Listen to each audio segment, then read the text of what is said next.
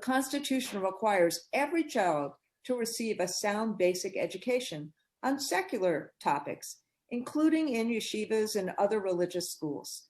So how will you do that? How will you enforce those kind of secular standards, if you will enforce them, in the ultra-Orthodox communities? And let's start with Carlos, with Mr. Menchaca, who I know has had to deal with this issue a lot.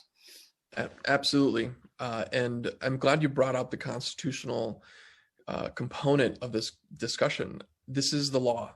And I think what we need to do is not bring us necessarily a strong arm, but begin to transition every educational experience for young people in our city to ensure that they're getting the quality education. This isn't an either or. This is and.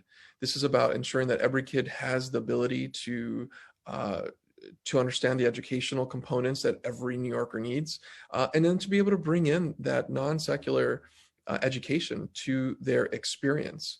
And I know that there's real confrontation, but I think now is the time to ensure that we make that promise real.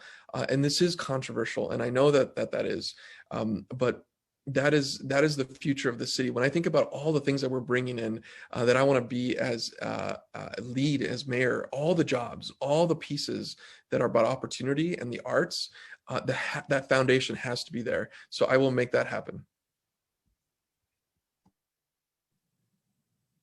That Maya Wiley has to hop off, so I'm going to just ask Maya to see if she can answer this question before she hops off, and then I'll go to you, Catherine, and then to Sean, and then to Eric.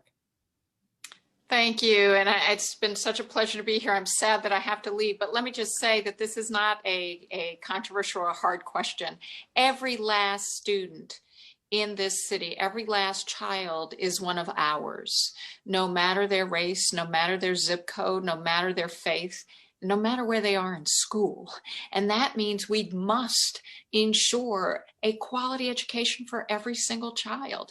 And that does include ensuring that we're meeting our constitutional and regulatory obligations. And the way I would do that is by ensuring that they were clear and that there was transparency about what was expected.